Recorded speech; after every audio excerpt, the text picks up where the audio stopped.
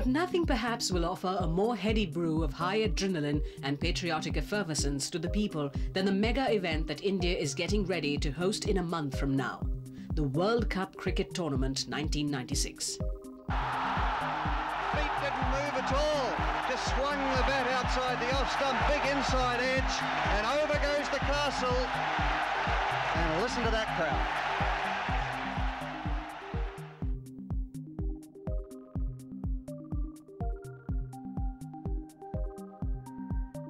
It was a 14-letter buzzword that made its way slowly into the country's economic lexicon in the early 90s.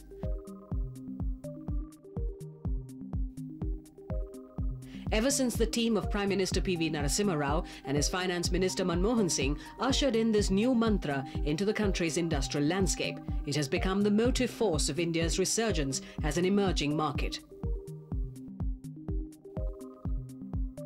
Liberalization, the operative word, began in 1991. It salvaged the economy, which was then on the brink of collapse. The economic reforms were the kickstart the industry required, and the sustained momentum continued to drive the economy in 1995 too.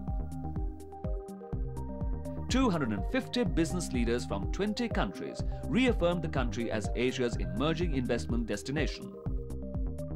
I think what we have seen is a definite improvement of the economic situation. I think the growth prospect for this year, for this fiscal year, at about 7%, represent quite a remarkable progress. And what is more significant is the very strong performance of Indian industry, with a growth rate this year of about 13%, which is unprecedented.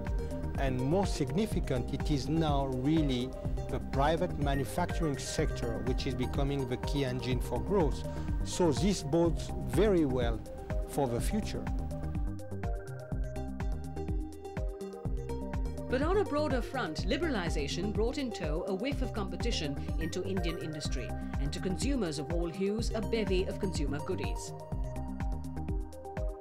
Sony, the Japanese electronics transnational, made its debut in the Indian market. And the IT Asia 95 fair saw India an integral and important part of the information highway. When cyberspace was ready to be explored, Indians quickly plugged into internet, with cyber cafes launched in luxury hotels to handhold the novice through this electronic maze.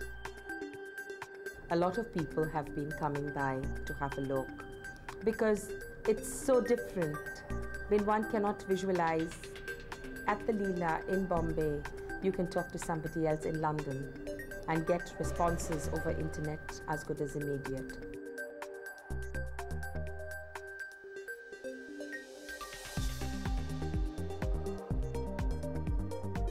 The denim market suddenly opened up, with the biggest international brand names vying with each other for the country's young men and women. And if K-Swiss launched its brand of footwear, Reebok was not to be left behind, roping in cricket superstars to give their product that market edge. Finally, the ultimate status symbol was to arrive in Indian cities with the coming of the cellular phone.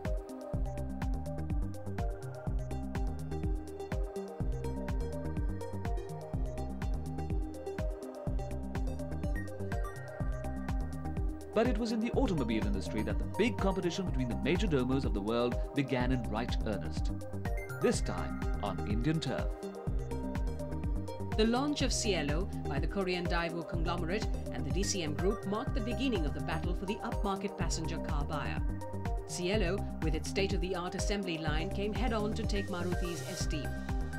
The fact that Maruti's Japanese partner and chairman of the Suzuki Corporation flew down to discuss the company's expansion program underlined the importance Maruti laid on the coming competition. While other car majors planned for the debut of their international models, it was the launch of the luxury car Mercedes-Benz, who have a collaboration with the House of Tatas that could be termed as the launch of the year. We're talking of 10,000 cars in the Indian market out of a total quantum of 600,000 to 1 million. And we feel quite sure that the market, in fact, is larger than our plans for production, even at those kinds of prices.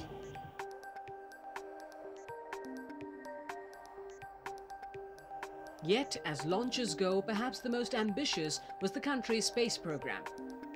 Finsat-2C safely positioned in the skies, and the country was now using its space technology to commercial use. By the end of the year, the launch of IRS-2C confirmed India as a major player for the growing remote sensing global market. We expect that we will be in a very strong position to offer a end-to-end service, a total system service, and that's why we call ourselves a one-source company. Any problem related to space, we can give the entire solution.